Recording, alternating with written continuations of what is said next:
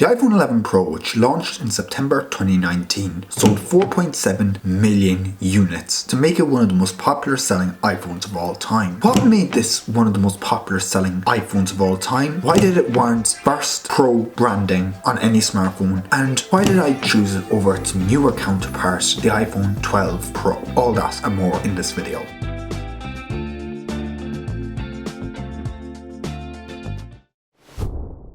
The iPhone 11 Pro sports a 5.8-inch Super Retina HD display, and it's familiar to anyone who's used the iPhone X or XS, and it is arguably one of the most comfortable screen form factors Apple has ever made. The build is premium and a sealed come to expect with all Apple products, and it's sleek and comfortable to hold in hand, with its stainless steel build and frosted glass back, which often feels like aluminum when you're holding it. It cannot compare to the feel that the flat edges on the 12 feel though. The flat edges on the side of the 12 and 12 Pro just give you a certain amount of grip that the 11 series and previous just cannot give. However, it doesn't feel bad at all.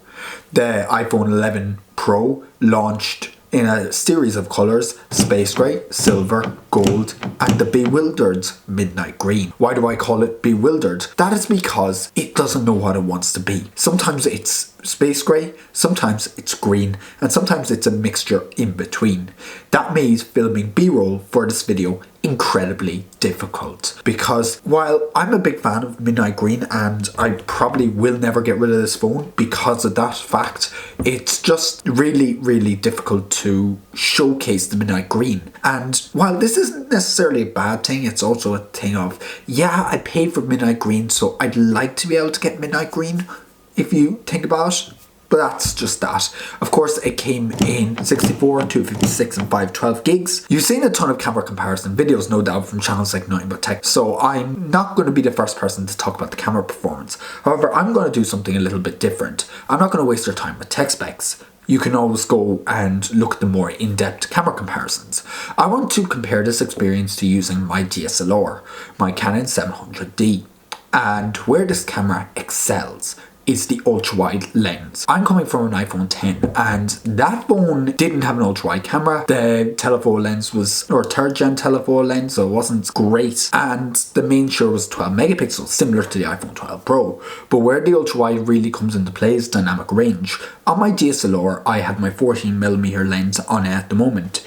You can see it's a fairly wide angle lens. However, if you take a look at the ultra-wide lens on the iPhone 11 Pro, it is significantly better than any other smartphone I've used, because I'm coming from the 10, and I skipped the generation between 10 and 10s because it really didn't make a difference.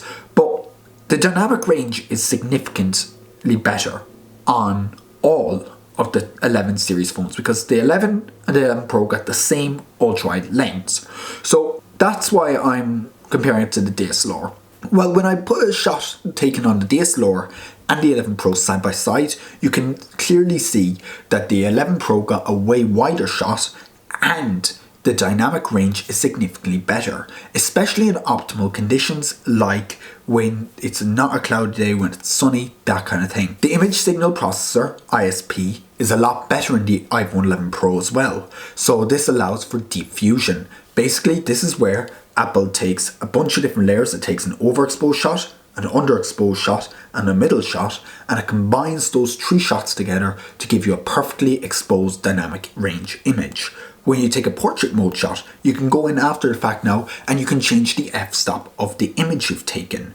The selfie camera on the front is wider. You can press the little button to pinch out so you can get more people in the frame, similar to the Pixel 2 and the Pixel 2 XL.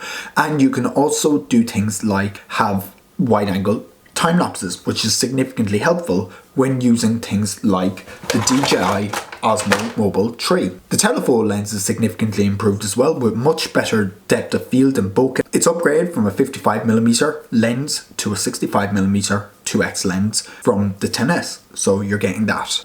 When it comes to night mode, it's a hit and miss situation for me. Personally, I haven't really been able to do much testing on it. However, when I was testing it, I didn't really see a lot of difference in the night mode shots I got on my iPhone and just when I was using the flash. So that's just my personal experience. Obviously you might be a bit different. Battery performance has been fantastic for me, and even on a day of heavy use when I took the phone off its charger at 6:30 a.m, the phone lasted until 9 p.m. when I went to bed that night. And this was on a day that I was on the train, travelling, taking photos, videos, that kind of thing, and the phone will last you all day, I'm confident of that.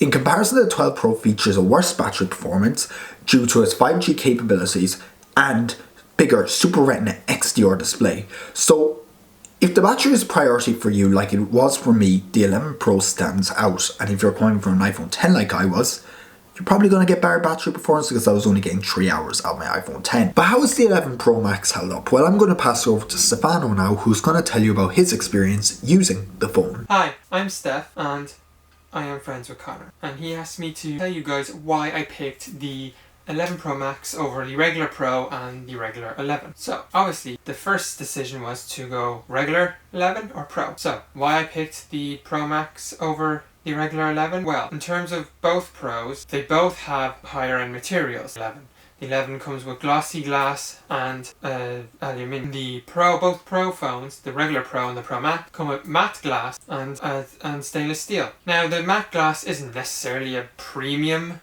material because Apple's previous flagships and other previous flagships from other manufacturers use glossy glass.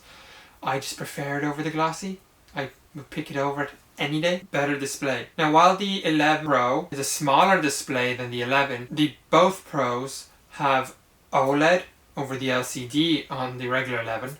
They had a much higher resolution display. The regular 11 was 828p. Next after that was camera, because the regular at the time 11 had the ultra wide and the wide. The Pros added a third camera, which was the telephoto, and I wanted that telephoto and I've used it loads of times. So I wanted that extra camera. Now, that was the only thing basically with the camera. Then, this is really a stupid reason, but I wanted midnight green, which didn't come in the regular 11. So it's really, I just love the colour, so I wanted it, and so that's another one of the reasons I wanted Pro. Now, the next decision after deciding whether you want the regular 11 or one of the Pros is that whether to go the Pro or the Pro Max.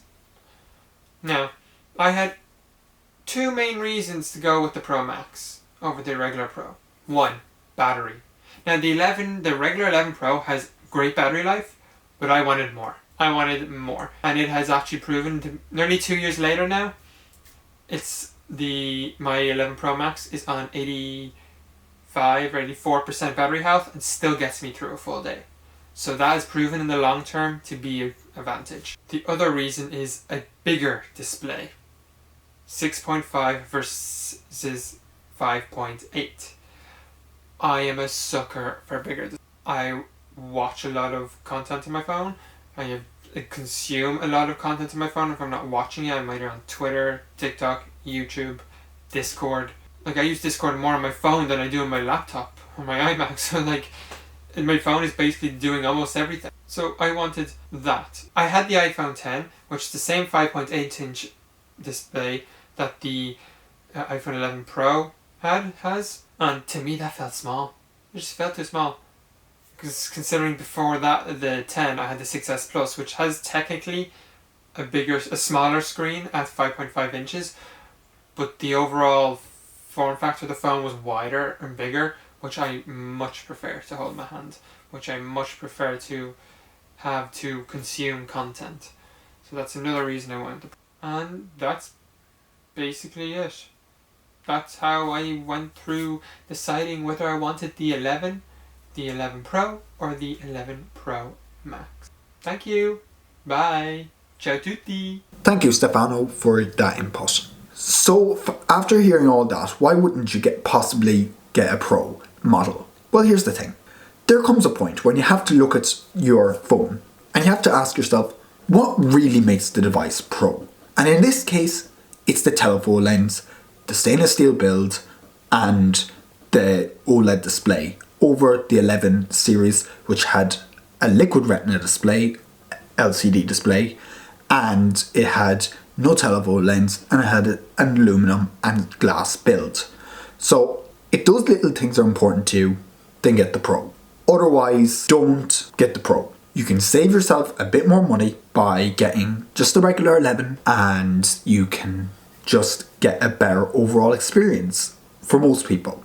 The 12 Pro, excluding the redesign, like I said, has no real significant advantages over the 11. Are you a power user? If yes, get the Pro. Otherwise, go home. My name is Connor. I'll catch you next one.